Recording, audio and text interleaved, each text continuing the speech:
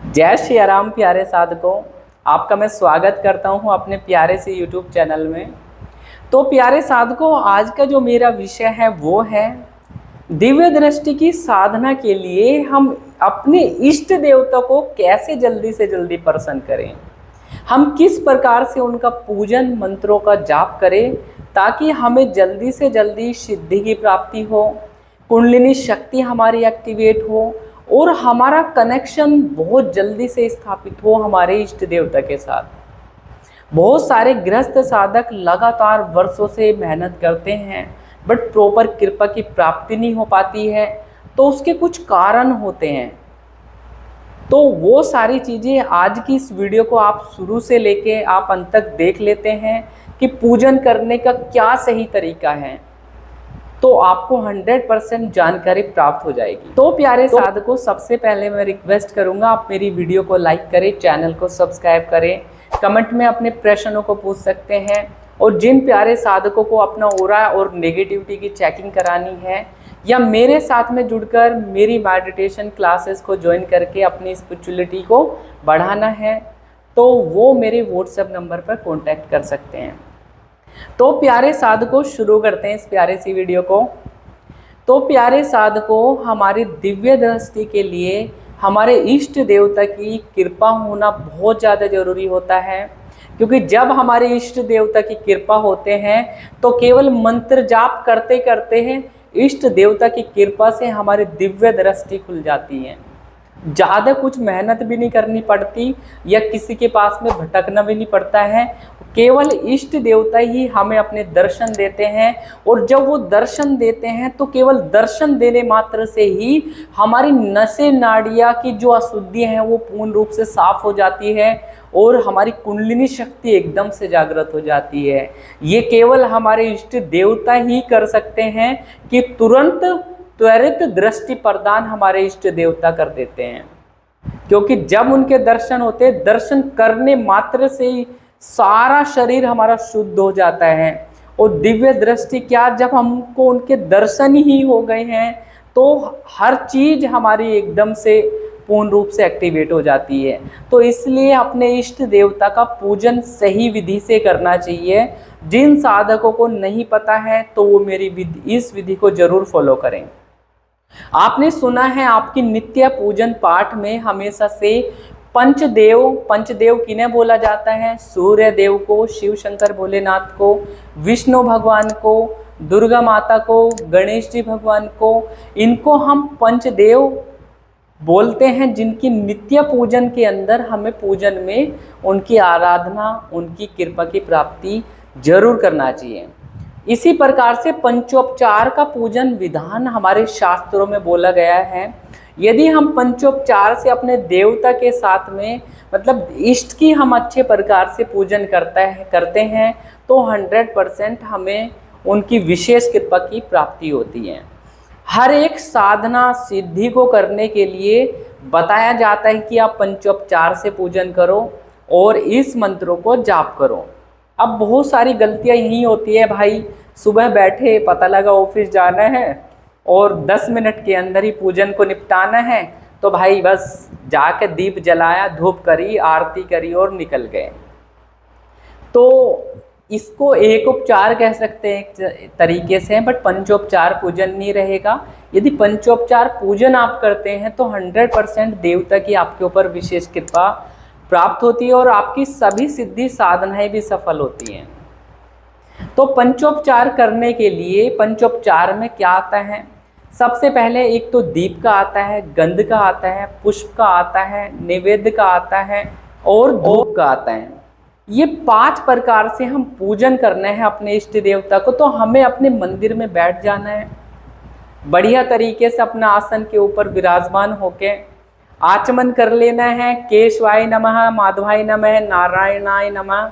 थोड़ा सा जल लेके आपको ग्रहण कर लेना है, हाथ को धुल लेना है, प्रार्थना करनी है। उसके बाद आपको पंचोपचार से पूजन करेंगे। पंचोपचार में दीप का मतलब होता है कि देवता को दीपक दिखाना, कि दीपक दर्शयामी। तो दीपक दिखा के एक तरीके से दीपक जलाना या दिखाना, आरती करना, तो दीपक के दर्शन कराने से देवता प्रसन्न होते हैं और इससे इतना ज़्यादा बेनिफिट होता है कि यदि हम अपने पूजन में आरती करते हैं तो देवता की आरती करते करते समय आपका खुद का भी ऑरा क्लीन हो जाता है। जो व्यक्ति नित्य सुबह शाम आरती करता है उसका ऑरा बाय डिफॉल्ट अपने आप क्लीन रहता है। इसका इतना ज़्यादा फर्क लगता है। तो आपको अपने देवता के पूजन के लिए सबसे पहले थोड़ा सा जल एक कोई पात्र लेके अपने सामने रख लो। उसके अंदर देवता के नाम, यदि तस्वीर की सेवा करते हैं तो आप स्नान तो नहीं करा सकते, तो उनके नाम का आप प्रार्थना करो कि हे हनुमान जी महाराज आप आओ, आह्वान है आपका और आप विराजमान हो, आपके पैर धुला रहा हूँ। तो उसी प्रकार से आप इमेजिनेशन करो। पिछली वीडियो में मैंने बताया कि आपको इमेजिनेशन कैसे बढ़ानी है, आप उस वीडियो को ज़रूर देखिएगा। तो आपको इमेजिनेशन करना है कि जो आपकी तस्वीर है वहाँ पे आपको अपने हाथ में थोड़े चावल थोड़ा जल लेके आह्वान करना है कि हे हनुमान जी महाराज आप आओ, विराजमान हो, आपका आह्वान है। आपने देवता को इनवाइट कर लिया वहाँ पे। उसके बाद में आपको थोड़ा सा जल लेना है, एक आचमनी जल लेना है और आचमनी के माध्यम से किसी भी पात्र में यदि तस्वीर है तो आप उसको नहला तो सकते नहीं, तो उसके नाम का आप कहो कि हे हनुमान जी महाराज मैं आपके चरण को धुलाता हूँ। तो आप इमेजिनेशन करो कि भाई वहाँ पे प्लेट है सोने की या चांदी की और वहाँ पे श्री हनुमान जी के चरण हैं, आप उनको धुला रहे हैं, हाथ पैर को धुला रहे हैं या आप स्नान करा रहे हैं, मूर्ति है तो इस प्रकार से भाव के साथ में करना है। दिन भर की जो भी आपकी घर की परेशानी है उनको सबको छोड़ दो। इस प्रकार से आपने उनके हाथ पैर धुला दिए। थोड़ा सा कलावा या मोली ले लो, वो आप वस्त्रम के रूप में कि हे हनुमान जी महाराज वस्त्रम समर्पयामि, आपने वस्त्र समर्पित कर दे कि वस्त्रों को स्वीकार करो। उसके बाद आपको दीपक जला लेना है, दीपक को जला के आपको रख देना है।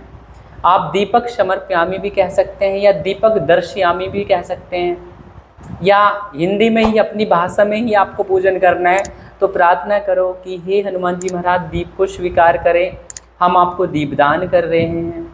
इस प्रकार से करने से देवता बहुत खुश होते हैं। उसके बाद में जैसे अष्टगंध होती है, अष्टगंध का या चंदन का तिलक आप समर्पित करते हैं। तो गंध समर्पयामि, यदि आपकी तस्वीर है तो आप टीका भी लगा सकते हैं। और हमेशा से टीका जो लगाया जाता है वो मृगी मुद्रा से लगाया जाता है। जैसे अनामिका है, कुछ भी हम उनको करेंगे तो इसी मुद्रा से करेंगे, अनामिका और उससे कोई भी हमें चावल छोड़ने हैं देवता के ऊपर या अक्षत छोड़ने हैं, इस प्रकार से छोड़े जाते हैं मृगी मुद्रा से। तो अनामिका उंगला से हमने उनको तिलक लगा दिया, एक तरीके से गंधम समर्पयामि, या आप गंध थोड़ी सी दिखा के इस प्रकार से आप देवता को दिखा के गंधम समर्पयामि आप किसी अलग पात्र में भी डाल सकते हैं यदि पॉसिबल नहीं है टच करना। उसके बाद में आपको आपका दीप हो गया, गंध होगी, पुष्प समर्पित करेंगे।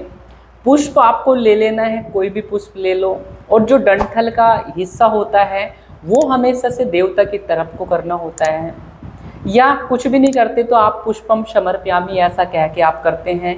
तो देवता की जो ऊर्जा है, जो सामने देवता हमारे बैठे हुए हैं, उनकी जो तरंगे विशेष आती है वो हमारे शरीर के ऊपर पुष्पों के माध्यम से हमारे शरीर के अंदर प्रवाहित होती है। वो ऊर्जा के अंदर उसका हमें ही लाभ मिलने वाला, कहीं ना कहीं हमारे ऑरा के ऊपर ही उसका इम्पैक्ट पड़ता है। उसके बाद हमें अपना नैवेद्य समर्पित करना रहता है। नैवेद्य हम कोई मिठाई ले सकते हैं, बतासे ले सकते हैं, मिश्री ले सकते हैं, चने ले सकते हैं, जो भी प्रिय भोग होता है देवता का वो आप समर्पित करो। और गंध के अंदर भी इत्र ऐसा लो जो कि देवता को पसंद हो, तो हमारी जल्दी से जल्दी हमारी प्रार्थना कबूल होने लगती है। तो आप इस प्रकार से नैवेद्य समर्पयामि इस प्रकार से आप भोग लगा सकते हैं। उसके बाद में आप धूप दीप मतलब अगरबत्ती भी जला सकते हैं, या नहीं जलाना तो आप धूप बत्ती जलाओ, जो भी आपके देवताओं को प्रिय है। जैसे हनुमान जी हैं तो हनुमान जी के लिए चंदन का भी आप जला सकते हैं, या गूगल की सबसे ज़्यादा धूप हनुमान जी को प्रिय होती है। प्योर गूगल की धूप आप हनुमान जी को लो समर्पित करो।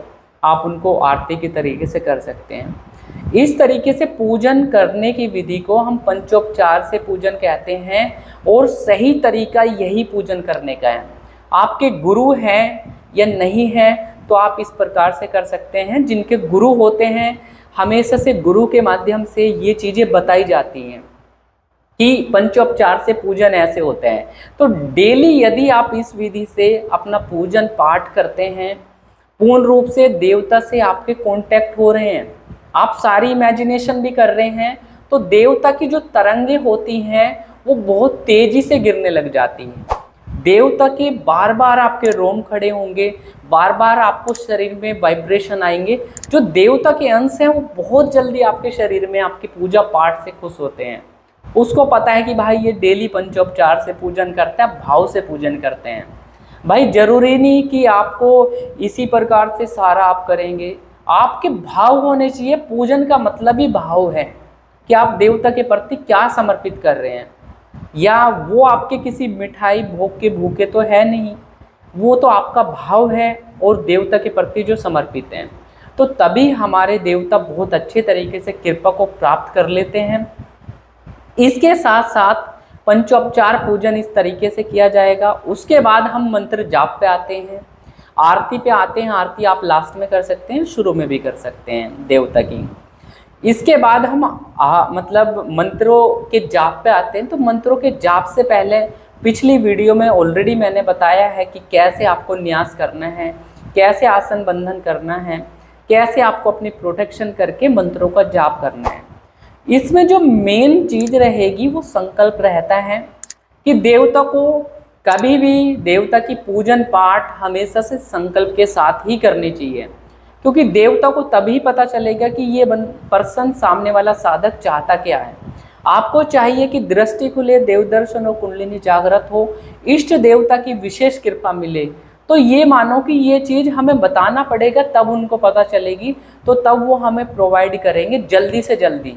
यदि आप जल्दी से जल्दी जागृत करना चाहते हैं, तो कोई भी आप सिद्धि करना चाहते हैं, तो आप प्रार्थना कर सकते हैं कि मेरा नाम विकास सैनी है, मैं यहाँ का रहने वाला हूँ, मेरा गोत्र ये है कि हे इष्ट देवता, हे हनुमान जी महाराज, मैं जल को साक्षी मानकर, इष्ट देवता को साक्षी मानकर या अग्नि देवता को साक्षी मानकर, हमेशा से इष्ट देवता को तो साक्षी माना करो हमेशा से, कि साक्षी मानकर आपसे प्रार्थना करता हूँ, मेरी दृष्टि खुले, देवदर्शन हो, कुंडलिनी शक्ति जागृत हो।